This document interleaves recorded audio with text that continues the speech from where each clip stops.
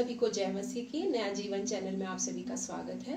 आज हम परमेश्वर के जिस वचन पर अध्ययन करने जा रहे हैं वो मिलता है भजन संहिता 113 उसके 7वें और 8वें पद में। वह परमेश्वर का वचन वहां पर इस तरीके से कहता है, वह कंगाल को मिट्टी पर से और दरिद्र को घोड़े पर से उठाकर ऊंचा करता है कि उसको प्रधानों के संग अर्थात अपनी प्रजा के प्रधानों के संग बैठाए।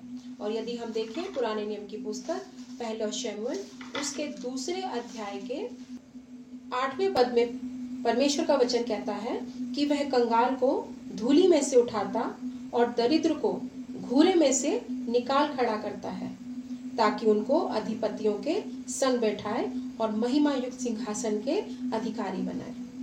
परमेश्वर का वचन हमें यहाँ इस बात को सिखा रहा है कि आज जो लोग कंगाली की हालत में हैं, परेशानी में हैं, आर्थिक तंगी का सामना कर रहे हैं, उन्हें निराश होने की जरूरत नहीं है, क्योंकि उनका परमेश्वर उन्हें कंगाली से उठाकर उन्हें ऊंचे स्थानों पर बैठाने में सामर्थी है। वो उन्हें अधिपतियों के संग बैठाने में सामर्थी है। उन्हें निराश नहीं होना कि आज मैं परेशानी का सामना कर रहा हूँ, आज मेरे पास नौकरी नहीं है, आज मेरी सहायता करने वाला कोई नहीं है। नहीं, हमारा परमेश्वर है जो हमें कंगाली से उठाकर हमें अधिपतियों के संग बैठाएगा। हम बाइबल से कुछ लोगों को देखेंगे जिन्हें परमेश्वर ने उन्हें कंगाली से उठाकर उन्हें अधिपतियों के संग बैठाया, उन्हें प्रधानों के संग बैठाया, उन्हें राजा बनाया। क्यों? क्योंकि उन्होंने प्रभु पर भरोसा किया, उन्होंने प्रभु का भय माना, उन्होंने प्रभु की आज्ञा को माना। इसलिए हमें भी, अगर हम चाहते हैं कि हम कंगाली से उठकर प्रभु हमें ऊंचे स्थानों पर बैठाए, तो हमें वैसा जीवन बिताना है। आइए हम देखें कि कैसे प्रभु ने उनके जीवन को बदल दिया, कैसे प्रभु ने उन्हें कंगाली से उठाकर उन्हें राजाओं के संग, उन्हें अधिपतियों के संग बैठाया, उन्हें राजा बनाया। इसके लिए जो पहला उदाहरण हम देखेंगे वो है दाऊद। इसके लिए हम देखते हैं परमेश्वर के वचन में पहला शमूएल उसका 17वां अध्याय उसके 12वें पद में बताता है कि दाऊद यहूदा के बैतलहम के उस एपराती पुरुष का पुत्र था जिसका नाम यिशै था और उसके 8 पुत्र थे। सबसे छोटा दाऊद था और दाऊद बैतलहम में अपने पिता की भेड़ बकरियां चराने को शाऊल के पास से आया जाया करता था। यहाँ हम देखते हैं कि यिशै के 8 पुत्र थे जिनमें सबसे छोटा दाऊद था। और दाऊद क्या करता था? दाऊद भेड़ बकरियां चराता था। दाऊद एक चरवाहा था। आप चरवाहे की स्थिति देख सकते हैं, उसका जीवन देख सकते हैं, उसका रहन सहन देख सकते हैं, उसकी किस तरीके से वो अपनी आवश्यकताओं को पूरा करता है। आप ये सारी बातें सोच सकते हैं, कितने संघर्ष उसके जीवन में होंगे। और चरवाहे को कोई महत्व भी नहीं देता है। लेकिन हम यहाँ पर दाऊद के जीवन में देखते हैं कि दाऊद जो है वो परमेश्वर का भय मानता था, परमेश्वर का आज्ञाकारी था और इसी कारण परमेश्वर उससे खुश था। इस प्रकार हम देखते हैं कि एक व्यक्ति जो कंगाली में था, जो भेड़ बकरियां चरा रहा था, जिसने कभी सोचा भी नहीं था कि मुझे इज़राइल का राजा बनाया जाएगा, परमेश्वर ने उसे चुना, परमेश्वर ने उसके मन को देखा, परमेश्वर ने दाऊद के लिए कहा कि मुझे मेरे मन के अनुसार व्यक्ति मिल गया है। क्या आज परमेश्वर हमें देखकर कह सकता है कि हाँ, मुझे मेरे मन के अनुसार व्यक्ति मिल गया है? हम भले ही कंगाली में, हम भले ही दरिद्रता में हैं, लेकिन क्या परमेश्वर मुझसे खुश है? क्या परमेश्वर की दृष्टि जब मुझ पर लगती है तो क्या वो मेरे जीवन से खुश है? जब वो मेरे जीवन में उस आज्ञाकारिता को देखेगा, जब वो देखेगा कि मैं उसका भय मानता हूँ, तो मेरा परमेश्वर मुझे भी दाऊद के समान इस कंगाली से उठाकर ऊंचे स्थानों पर बैठाएगा। दूसरा उदाहरण हम देखेंगे जिसे परमेश्वर ने कंगाली से उठाकर ऊंचे स्थानों पर बिठाया, वो था यूसुफ। और इसका वर्णन हमें मिलता है उत्पत्ति की पुस्तक उसके 37वें अध्याय के 2 पद में, जहाँ लिखा है, यूसुफ 17 वर्ष का होकर अपने भाइयों के संग भेड़ बकरियों को चराता था।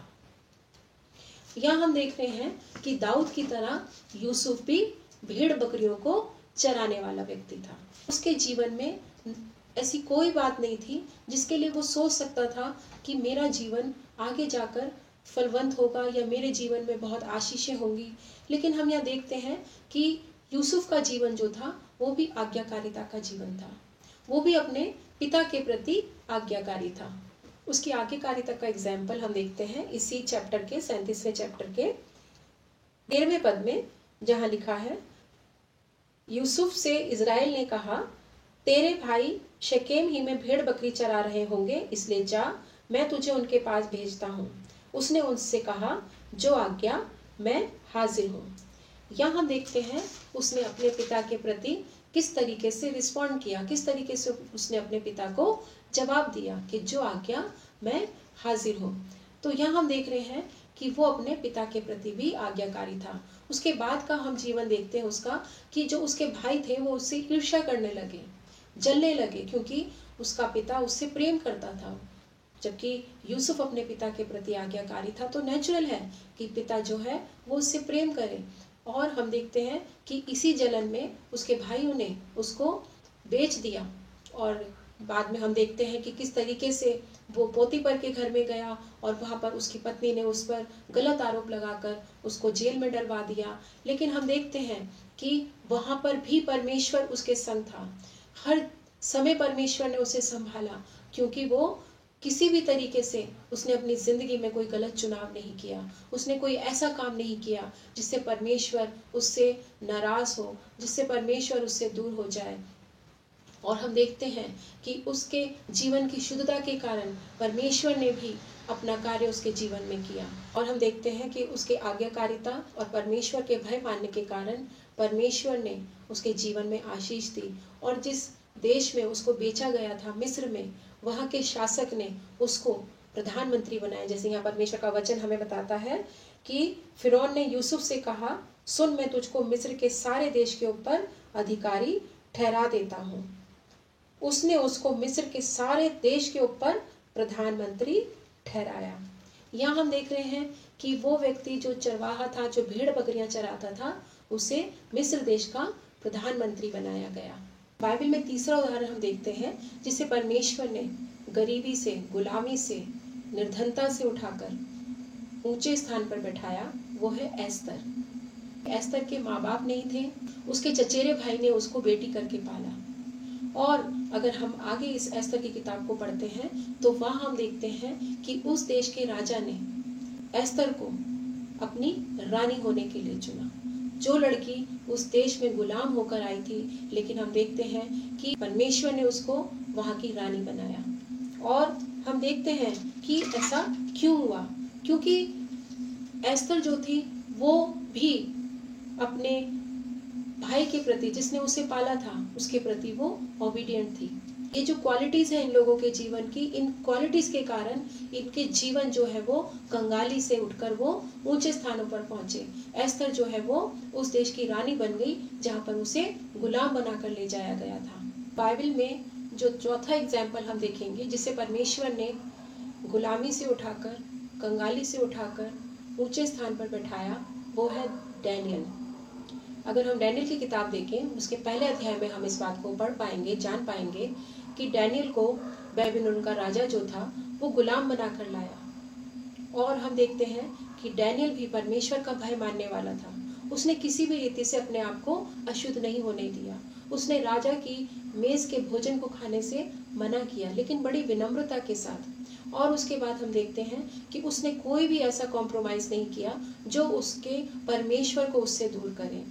उसके जीवन की जो ईमानदारी थी वो राजा को अच्छी लगी, लेकिन जो दूसरे अधिकारी थे वो उससे ईर्ष्या करने लगे और उन्होंने डैनियल के विरोध में एक षड्यंत्र रचा।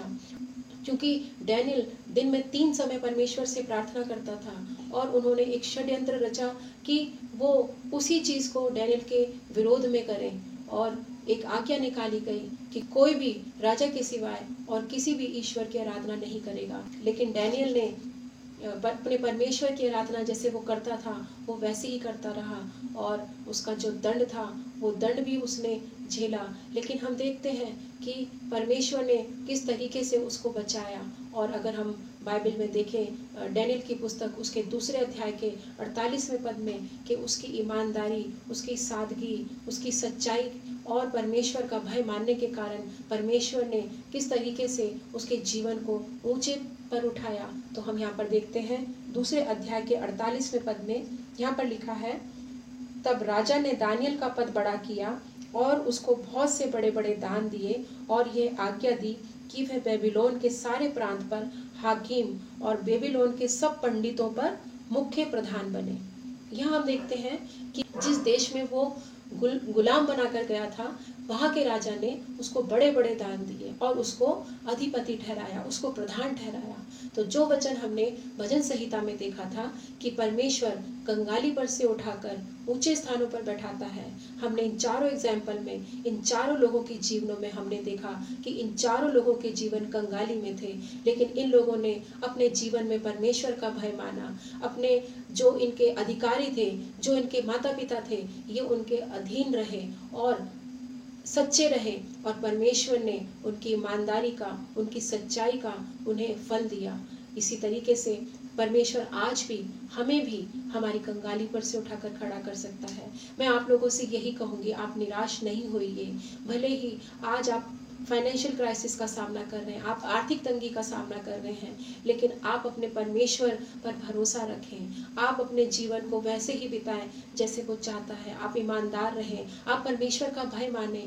परमेश्वर आपको भी कंगाली पर से उठाकर आपको प्रधानों के संग बैठाएगा। आशा करती हूँ कि आपको आज का वचन अच्छा लगा होगा और परमेश्वर ने आपको इस वचन के द्वारा सिखाया है कि हमें निराश नहीं होना, हमें आशा रखनी है, क्योंकि हमारा परमेश्वर हमें कंगाली पर से उठाकर हमें ऊंचे स्थानों पर बैठाने में सामर्थी है। भजन संहिता 91 में उसका वचन कहता है कि उसने जो मुझसे स्नेह किया है और मेरे नाम को जान लिया है, इसलिए मैं उसे ऊंचे स्थानों पर बैठाऊंगा। हाँ, हमारे प्रभु ने हमसे वायदा किया है कि यदि हम उससे प्रेम करते हैं और उसके नाम को जान लेते हैं कि वो कौन है, वो कितना महान है, वो सच में हमें ऊंचे स्थानों पर बैठाता है। वो अपनी प्रतिज्ञा में खरा है। परमेश्वर आपको आशीष दे। अगर आपको इस वीडियो से आशीष मिली है तो आप मुझे कमेंट करके बताएं, और यदि आपका कोई प्रार्थना निवेदन है तो आप उसे भी कमेंट बॉक्स में लिखें ताकि हम आपके लिए प्रार्थना कर सकें। आप इस वीडियो को शेयर करें ताकि बहुत लोगों तक ये वीडियो पहुंचे और वो भी परमेश्वर के वचन को जाने। साथ ही आप इस चैनल को सब्सक्राइब करें। God bless you.